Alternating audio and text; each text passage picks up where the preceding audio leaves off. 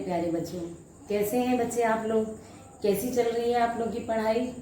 एकदम जबरदस्त, बिल्कुल मस्त, बहुत बढ़िया। अब जब पढ़ाने के लिए हम हैं तो फिर किस बात का गम है। एग्जाम में नंबर तो पूरे में से पूरे आने ही हैं। अगर थोड़ी सी मेहनत आप और थोड़ी सी मेहनत हम मिल के करेंगे तो 1 और 1 11 और हमें आगे बढ़ने से कोई नहीं रोक पाएगा, है ना? ऐसा ही तो चलिए, आज मैं आपको पढ़ाने वाली हूँ article which is the part of long composition. मैंने आप लोग को पहले ही बताया था बेटा कि राइटिंग सेक्शन में आपकी शॉर्ट कॉम्पोजिशंस हैं और लॉन्ग कॉम्पोजिशन। लॉन्ग कॉम्पोजिशन में आपका कौन सा पार्ट आता है? आर्टिकल। और आर्टिकल में हमें किन किन चीज़ों का ध्यान रखना है वो हम आज जानेंगे। तो चलिए शुरू करते हैं पढ़ना आर्टिकल। आप सब तैयार हैं ना? पक्का? तो निकाल लीजिए अपनी कॉपी और निकाल लीजिए अपने पेन और हम शुरू करने वाले हैं आर्टिकल लिखने की तैयारी। बच्चों, आर्टिकल आप जब भी लिखेंगे तो आपको आर्टिकल या तो किसी मैगजीन के लिए लिखना है या किसी न्यूज़पेपर के लिए। जनरली आपने आर्टिकल के क्वेश्चन में देखा होगा कि बच्चों से ये कहा जाता है write an article for your school magazine और write an article for the newspaper. तो यहाँ पर हमें दोनों ही बातों का ध्यान रखना है कि आर्टिकल आपसे न्यूज़पेपर के लिए लिखने के लिए कहा जा रहा है या आर्टिकल आपसे स्कूल मैगजीन के लिए लिखने के लिए कहा जा रहा है। ठीक है, आर्टिकल लिखते समय बेटा हमें कुछ बातों का ध्यान रखना बहुत जरूरी है। वो कौन कौन सी बातें हैं? सबसे पहले जब आप क्वेश्चन पेपर आपके सामने आएगा तो वो क्वेश्चन पेपर में आर्टिकल का जो क्वेश्चन होगा वो किस तरह से होगा, देखते हैं। It is going to be based on verbal visual input और डिस्क्रिप्टिव और आर्ग्यूमेंटेटिव। या तो आपसे कोई विजुअल दिया जाएगा या वर्बली कोई क्वेश्चन दिया जाएगा या किसी चीज के बारे में डिस्क्रिप्शन दिया जाएगा और मे भी हो सकता है आपसे किसी ऐसे टॉपिक के बारे में आर्टिकल लिखने के लिए दिया जाए जिसमें आपको कुछ आर्गुमेंट अपना शो करना हो, जनरली डिबेट टाइप। ठीक है, तो डिबेट एक अलग चीज है, वो मैं अलग से बाद में सिखाऊंगी। वैसे इस बार आपके सिलेबस में डिबेट है भी नहीं, बट फिर भी we will learn about it later. Argumentative में क्या होता है बेटा कि आपको सपोज कोई टॉपिक दिया गया, किसी विषय पे आपको लिखना है, हो सकता है आप उस चीज पे आर्ग्यू करें कि इस इशू पे ऐसा होना चाहिए या ऐसा नहीं होना चाहिए। Your verbal and visual input, this is very important कि आपका जो भी आपको इनपुट मिल रहा है, सपोज आपके क्वेश्चन में आपको एक पिक्चर दे दी गई तो वो क्या आ जाएगा? आपका विजुअल इनपुट। सपोज आपको कोई क्वेश्चन दिया हुआ है वर्बल यानी कि उसमें आपको what things are going to be included in verbal inputs. इधर the broad hints is going to be given, short outline of a particular topic will be given, and in visual input in form of figure, any particular figure will be given or a diagram is going to be given or a chart is going to be given और a cartoon, यानी कि आपको visual form में दे दिया। Suppose आपको article लिखना है poverty पे, आपको आर्टिकल लिखना है कोरोना के जो केसेस बढ़ रहे हैं उसके रीजंस पे। तो अब ऐसे केसेस में आप किस तरह से लिखेंगे बेटा? आप उसको किस तरह से सेटिस्फाई करेंगे बेटा? डेफिनेटली आपको हो सकता है कोई चार्ट बना हुआ आया है, उसमें आपको फिगर्स दी हुई हैं पर्टिकुलर, हो सकता है कुछ कार्टून कैरेक्टर्स बने हुए हैं, उनके थ्रू कोई मैसेज दिया जा रहा है और आपको उस पर आर्टिकल लिखना है। सबसे पहले हमारे लिए जरूरी है कि हम क्वेश्चन को अच्छे से पढ़ें, उसे समझें। It means you are suppose to read the question carefully and understand the topic to be elaborated. Then you are going to collect some ideas about the same. Plan your ideas in a systematic way before the writing, and then you are supposed to note down the point based on those ideas. And then revise once again। जब आपने point एक बार लिख लिए हैं then you are going to revise about the same so that if any necessary change is going to be made, any necessary change is required, you can make it in your rough work only, because your article writing practice needs some rough work also. Like rough work, it means you are going to write down the points in rough. You will just collect some ideas and then you are going to elaborate all the points which you have written, because it is very important for us that every idea should be presented in a systematic way. Begin the first paragraph with the introduction of the situation, particular person, services or any problem, etc. that you would like to elaborate or that is being asked to you to elaborate. क्योंकि question तो आपसे बच्चों पूछा जाएगा, उसी के according आपको elaborate करना होगा. And then in the second paragraph you are supposed to expand the points and express your opinion carefully and accurately. समझ में आया? बिल्कुल सही तरीके से फिर आप उस ओपिनियन को, उस आइडिया को एलाबोरेट वे में लिखेंगे. If it is required you can just give some examples also. And in the concluding paragraph give some polite suggestions. जो आपका कंक्लूडिंग पैराग्राफ है उसमें आप कुछ पोलाइट सजेशंस देंगे, कुछ रिक्वेस्ट, कुछ अपील कर सकते हैं. And then round up your main point of view. समझ में आया? तब आप अपना जो पॉइंट ऑफ व्यू है आपका किसी भी टॉपिक को लेके, जो आपका व्यू पॉइंट है उसको आप पूरा राउंड अप करेंगे अपने ओपिनियन को विद इन 2 or 3 लाइन, ताकि वो आपका बहुत ज्यादा लॉन्ग ना हो जाए. लास्ट में आपको कंक्लूजन में थोड़ा प्रिसाइज रहना है. आपका जो भी एक जीस्ट निकल कर आ रहा है जो कंटेंट का, उसको आप फिर राउंड अप करके लिखेंगे. समझ में आया बेटा? So what is there? Once again how we are going to revise it, that you are going to study carefully the hint points given in the verbal input. यानी कि जो भी verbal input में दिया गया है उसको आप एक बार अच्छे से स्टडी करेंगे. Then you are going to arrange the hints given in the order you want to develop them for the article.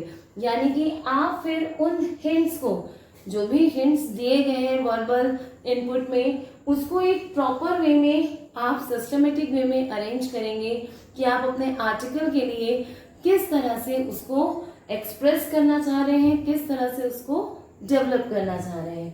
Then what you will do, arrange them. जो आपने फिर जो आपके जो आइडियाज हैं, you will organise those ideas and views about the issue and note it down and arrange it. आपके जो भी उस इश्यूज को लेकर आपके आइडिया है, आपके दिमाग में आपका जो व्यू है उसके बारे में, तो उसको आप पहले एक बार नोट डाउन कर लेंगे. ठीक है? Then you are going to arrange them in logical order. देखो कई बार क्या होता है कि आपको मैंने आर्टिकल दिया किसी पर्टिकुलर टॉपिक पे, सपोज मैंने आपको वुमेन एजुकेशन पे दिया या वुमेन एम्पावरमेंट पे दिया, तो आप सबसे पहले क्या करेंगे? कई बार बच्चे क्या करते हैं कि सजेशंस पहले देने शुरू कर देते हैं. नहीं, सबसे पहले आप उसको इंट्रोड्यूस करेंगे. What do you understand with this term, what do you understand with this word, what is the basic need for this women empowerment for the society, what is the effect of women empowerment, what are the laws being enforced by the government to promote this term. तो ये सारी चीजें आपने एक systematic way में पहले arrange करेंगे and then you are going to write about the same. समझ में आ रहा है ना बेटा? Then you are going to put your ideas under the different headings. अभी आप इन सारी चीजों को, आपके जितने भी आइडियाज हैं उसको एक डिफरेंट हेडिंग्स के अंडर रखेंगे. लेकिन ये देखो मैंने इसमें क्या डाला हुआ है, but don't write these headings in your final और article.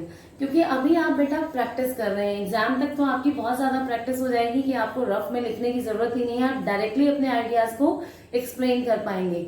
But initially when you are at the learning stage, initially what you will do बेटा, you are going to write. Suppose आप सबसे पहले कोई भी आर्टिकल लिख रहे हैं तो उसके कॉज, उसके इफेक्ट, उसका पर्पस, रिगार्डिंग दैट सजेशन, ये सारे आपके पॉइंट्स हैं।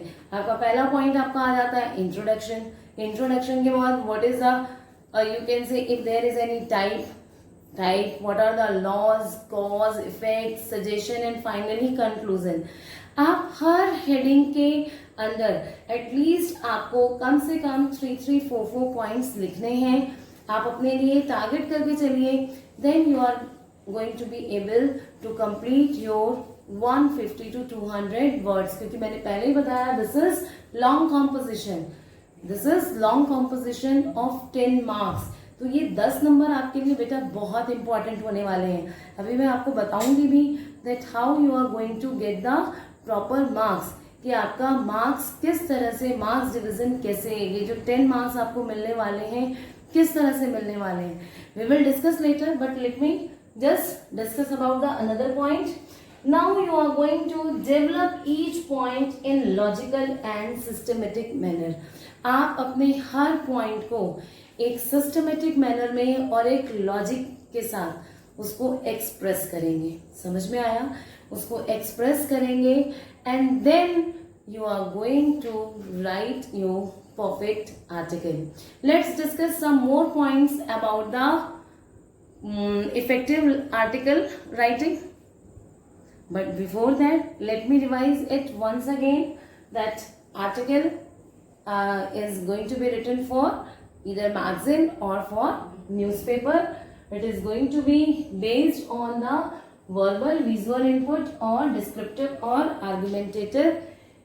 The following points are here which you are going to be keep in your mind for writing the article in a better way. So have a screenshot of this beta. Have you taken the screenshot? Very good. So let's move ahead. So let's continue. Now after that you are going to introduce the topic, main idea or main issue in first paragraph. As you will just collect your ideas in rough, I have already told you, you will just note down, you will just pen down all the points. Then before starting the article, you must, everything should be just clear in your mind. You must go through with your ideas and just arrange them systematically and logically. Then when you start writing article, then what you will do, first of all you will introduce the topic, main idea and the main issue in the first paragraph।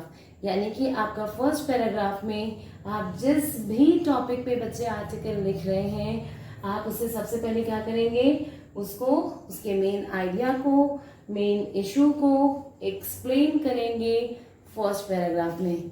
समझ में आ गया ना? मुझे पता है आप लोग को समझ में आ भी रहा है और आप इसके बाद मुझे बहुत अच्छा सा आर्टिकल लिख के भी दिखाएंगे as per my instructions which I have already given you. Yes, then your article must end with polite suggestions or just make a request or appeal and round up your main viewpoint or opinion in a line or two. यानी कि आपका जो and होगा article का, जो ending होगा, starting की बात कर ली, बीच में आपने जो भी सिस्टमेटिक और लॉजिकल वे में जो टॉपिक्स, जो आइडियाज को आपने अरेंज किया है, फिर आपने उसे लिखा। आफ्टर दैट एट लास्ट आप जो सजेशन देना चाह रहे हैं उससे रिलेटेड, आप कोई रिक्वेस्ट, सपोज आपने देखा कि बहुत ही पैथेटिक कंडीशन है हमारी सोसाइटी में वुमेन की, आपने देखा कि अभी भी लोग बहुत ज़्यादा अवेयर नहीं हैं, फीमेल फर्टिसाइड है, तो you can just make an appeal to the government, to the common people, just to enforce the law properly and strictly. तो यहाँ पर आपकी जो रिक्वेस्ट है वो आम जनता से भी हो सकती है, गवर्निंग बॉडी से भी हो सकती है, या जो भी कंसर्न अथॉरिटीज हैं उससे भी हो सकती है।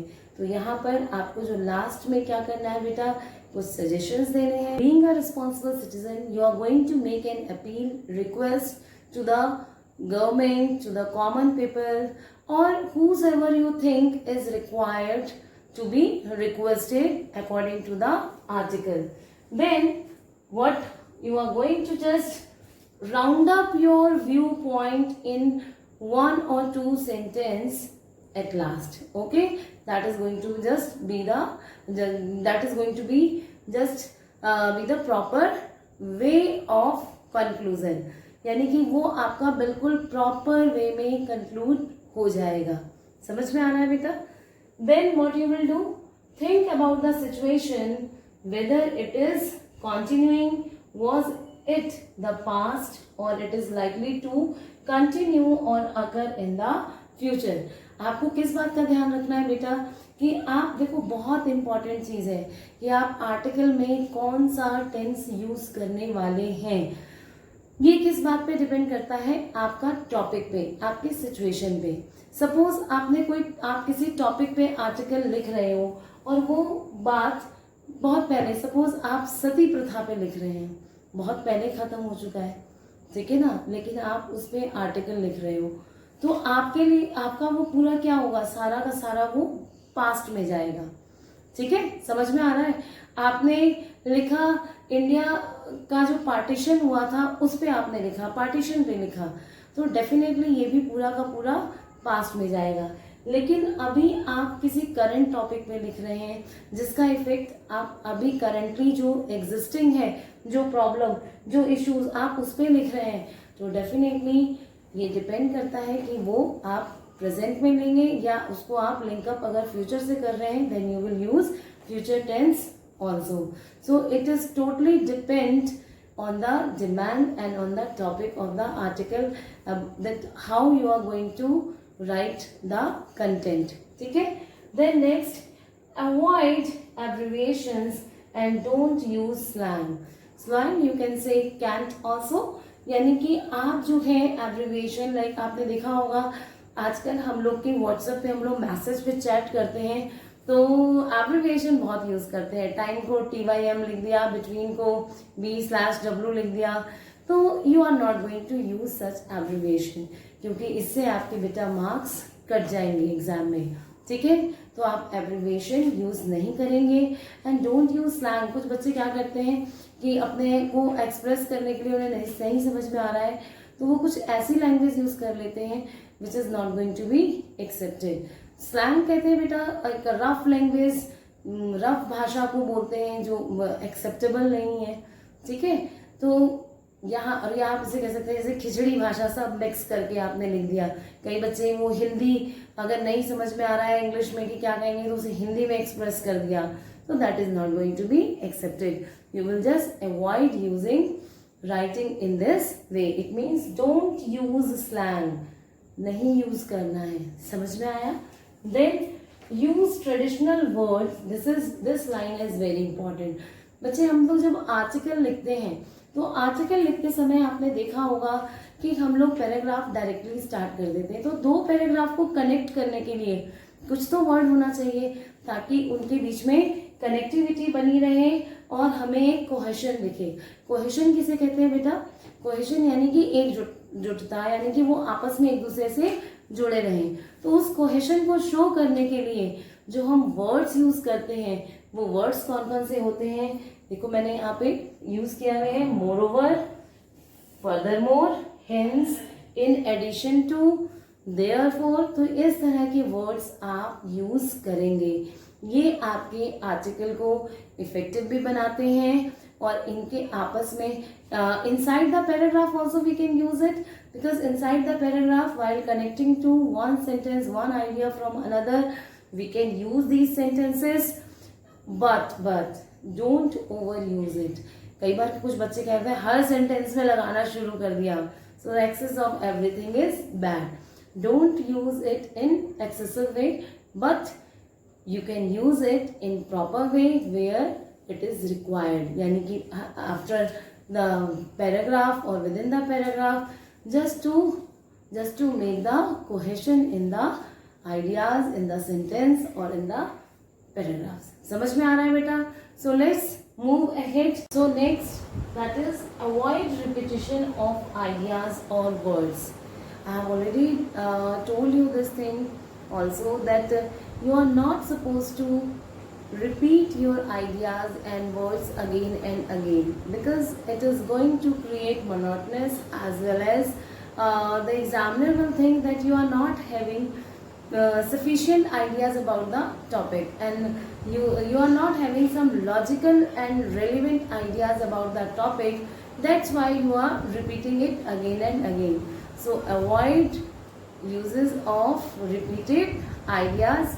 Okay, now what is the essential feature of a good composition? आप कोई भी composition लिख रहे हैं, article, speech, debate, so something is basically required. कुछ चीज़ें बेसिकली रिक्वायर्ड होती ही होती हैं जो कि आपको अपने कॉम्पोजिशन में ऐड करनी ही करनी चाहिए, और उन एसेंशियल पॉइंट्स को फॉलो भी करना चाहिए. तो क्या है वो पॉइंट्स, आइए देखते हैं. दैट इज कोहेरेंस, यानी कि coherence means it means that the ideas should fit together. कोई भी चीज़ कोहेरेंट नहीं है तो यानी उसमें आपस में तालमेल नहीं बन रहा है. ठीक है, आपने कोई भी आइडिया दे रहे हैं तो वो आपस में एक दूसरे के साथ फिट होने चाहिए. ऐसा नहीं लगना चाहिए कि आपने ज़बरदस्ती उसको इम्पोज किया है, उसमें ज़बरदस्ती ओवरराइड किया हुआ है, आपने उसको ज़बरदस्ती इंट्रूड किया हुआ है. So it means it must be fit together. So you are going to follow what, coherence. Okay, आपका जो आर्टिकल है उसके अंदर एक जो इनिशियल फ्लेवर है वो किसका होना चाहिए, एक जो इनिशियल और बेसिकली जो एसेंशियल फीचर है वो क्या होना चाहिए, कोहेरेंस. इनिशियली मैंने आपको इसीलिए बोला कि आप उसको शुरुआत से ही अगर कोहेरेंसी के साथ लिखेंगे तो ये आपका जो एसेंशियल फीचर है उसमें ऑटोमेटिकली डेवलप हो जाएगा. Next is flow. It means that sentences should be linked up, यानी कि जो सेंटेंसेस हैं वो आपसे आपके जो आर्टिकल में है ऐसा नहीं लगना चाहिए कि आपने वो जो सेंटेंसेस हैं वो जबरदस्ती घुसाए हुए हैं उसमें. मैंने आपको कुछ वर्ड्स भी दिए like hence, in addition to, moreover. तो ये सारे आप वर्ड्स यूज करके एक प्रॉपर लिंकिंग दे सकते हैं कि आपके जो पैराग्राफ हैं, आपके जो सेंटेंसेस हैं वो आपस में प्रॉपरली कनेक्टेड रहेंगे. समझ में आ रहा है बच्चों, बिल्कुल क्लियर है ये point. So let's move ahead. The next is relevance. Relevance means your every idea must relate to the topic.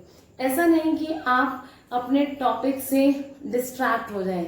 हम जिस भी टॉपिक के ऊपर आर्टिकल लिख रहे हैं, सपोज आप आर्टिकल लिख रहे हैं पॉल्यूशन के ऊपर और आपने बात करनी शुरू कर दी किसी और टॉपिक की, तो आप डिस्ट्रैक्ट हो गए. आप इंट्रोड्यूस तो कर सकते हैं, कई बार क्या होता है कि आप पॉल्यूशन भी लिख सकते हैं तो उसके एक रीजन में, उसकी कॉज में पॉपुलेशन आ सकता है, बट आप बिल्कुल पॉपुलेशन को ही एक्सप्लेन करना शुरू कर दें तो वो आर्टिकल आपका बच्चे गलत हो जाएगा. तो it means you must write the relevant ideas. It means it must be related to the topic. आप बिल्कुल भी टॉपिक से डिस्ट्रैक्ट नहीं होंगे. आप जो कुछ भी लिखेंगे वो आपका टॉपिक से रिलेटेड ही होना चाहिए. ये समझ में आ गया. Now next is order.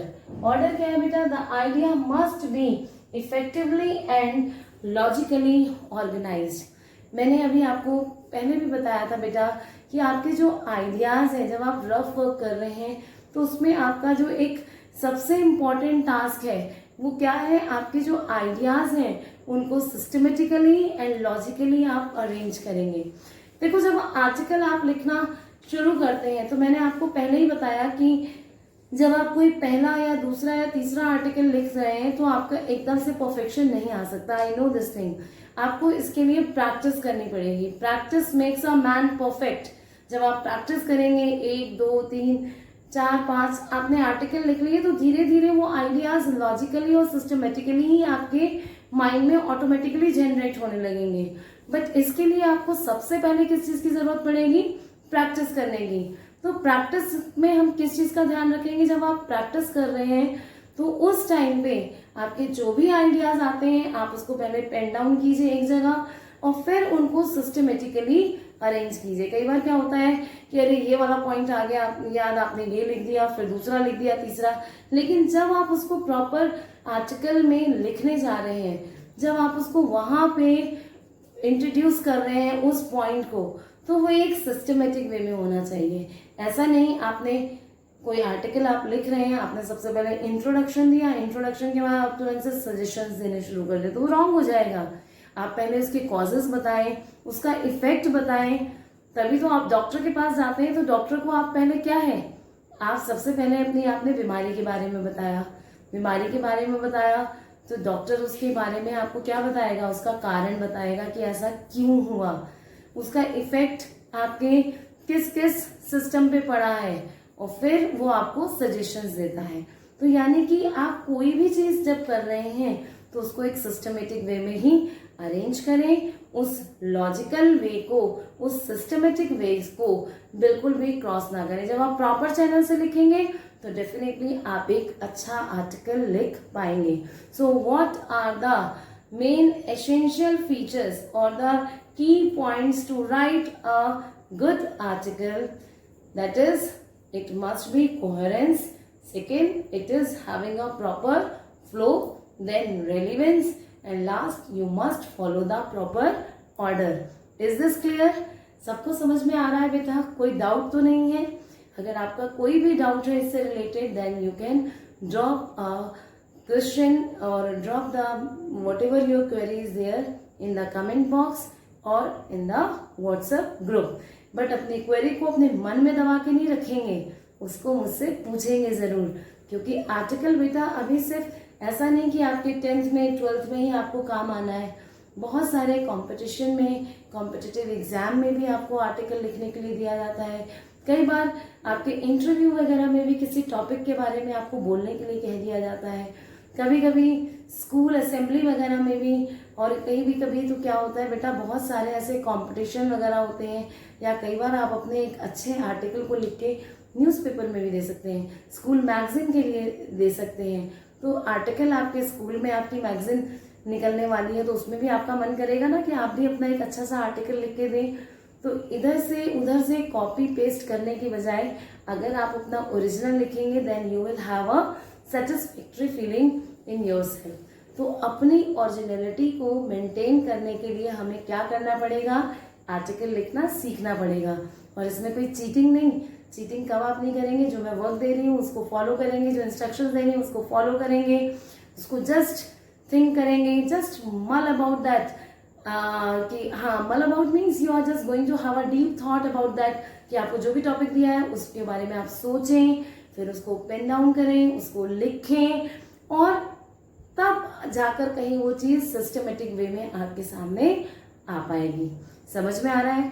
अब आप सोचेंगे कि मैम आपने तो फॉर्मेट भी नहीं बताया, तो फॉर्मेट कहाँ से बताऊंगी, अभी तो मैंने सिर्फ आपके आगे रॉ मटेरियल रखा है, फॉर्मेट तो मैं आपको अपनी नेक्स्ट वीडियो में बताऊंगी। क्योंकि आर्टिकल बेटा ऐसा नहीं कि सिर्फ फॉर्मेट बताया और आपको आर्टिकल लिखवा दिया, नहीं, मुझे उसकी तैयारी करवानी पड़ेगी। आर्टिकल तो आप तभी लिख पाएंगे ना जब आपके पास कुछ कंटेंट होगा, और कंटेंट कब होगा, जब थोड़ा सा दिमाग पे जोर देंगे, थोड़ा सा सिस्टमेटिकली और लॉजिकली किसी पर्टिकुलर टॉपिक के बारे में सोचेंगे। तो मैंने आज आपके लिए कुछ होमवर्क भी डिसाइड किया हुआ है।